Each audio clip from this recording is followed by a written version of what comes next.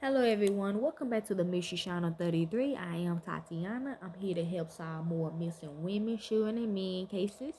I'm here to break the codes if I see any. I'm here to see where their bodies are located if they know. And I'm also here to see if they are alive, deceased, body suited, change ethnicity, or misidentity. You already should know who's involved, so let's begin. This is titled Remembering Darlene Hulse, Hulse, and her unsolved murder 40 years later. Okay. This how she looks.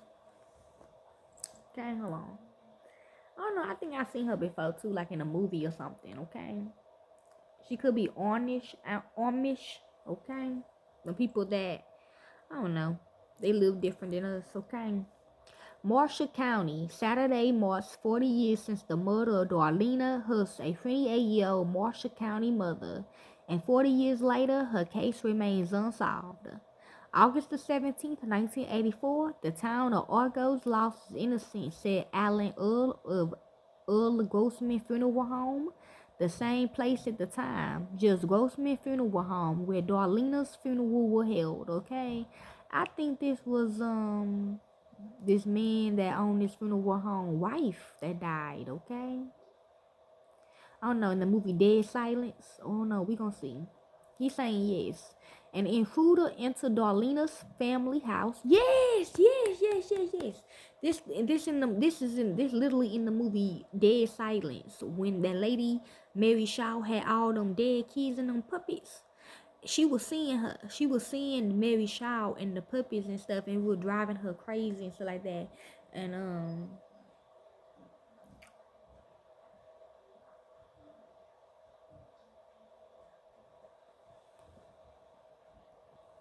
So yeah, and Batch, see, I died in the movie. I died in the beginning when they see me frail at the puppet. She cut my tongue out though. Okay, so I guess she didn't want me to be in the movie. But Batch was like the main star of the movie. I am gonna do a movie code on it later on. It's gonna be a while now because I got so many. But yeah, y'all. He went in. She was going crazy because she was seeing the ghosts and she was seeing the children. She seen the talking and stuff. She didn't know what to do. She didn't know how to make of it. And when Batch went over there the next day, he said, "Oh, his wife died." But he said she just died. I mean, now we know that she was killed. Okay, well, he told us she was killed after we watched it all together again. So yeah, this the story. An intruder entered Darlene's family home just outside Argos while her husband was at work. Two little girls in a bathtub, a baby at home. As the men attacked their mom, Darlene screamed her last words to her girls to run. Naked and red, the girls ran the short distance to their grandparents, who called for help. But it was too late. Yep, yeah, I remember you telling us this. Darlena's body was eventually found in the woods about 6 miles away. Yes, it was. Okay, in the movie, even showed in the movie. Okay, with a doll. She had a doll. I don't know, they turned her into a puppet doll or, but it was, yep, they turned her into one. He says time, y'all. I agree.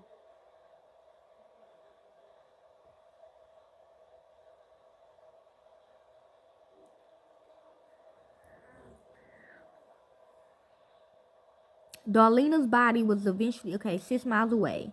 That day, things changed. Said all of a sudden you had people that was afraid, people that wouldn't letting their kids out to play. The case went cold. The killer was never named. Kristen Rooks is Darlena's daughter. Never mind. She was the baby left at home while her mom was being attacked. It pushes me because I want to know who, what, when, where, why, and how, Root said. I go through waves of frustration and I go through waves of wanting to take action and reach out to people and try to get something done. It's just frustrating that I know that they could do something, but they're just not. Either they don't have the tools or the knowledge or the capability. Rooks is frustrated, saying she doesn't get updates on her mom's case, whether from the Indiana State Police or the Marshall County Prosecutor's Office, who oversees the case.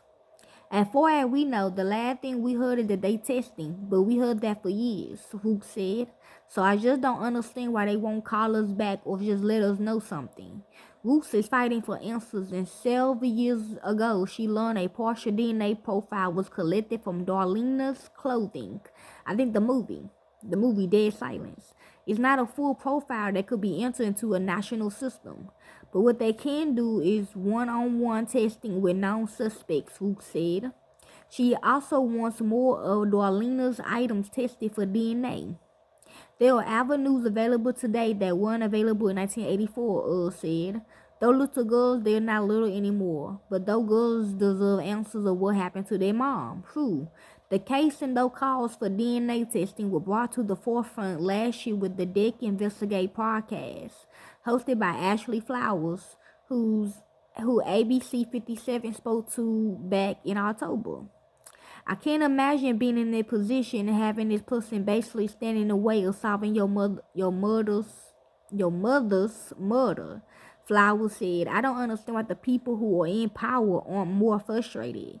I don't understand why the people in Marshall County aren't more frustrated. You ain't lying. Flowers say prosecutor Nelson Shipman is the gatekeeper to the case and worries he's not acting in the best interest of the victim's family. The person who is in charge of making sure this gets solved doesn't seem to have the time or knowledge of this case or the resources to actually make that happen, she said. Whether that testing is happening or not, we don't know, because Prosecutor Shipman had also denied ABC's 57's requests for an interview on the Hulse case. DNA has advanced so much, month to month, year to year, Flowers said. I think there's so much more that can be done.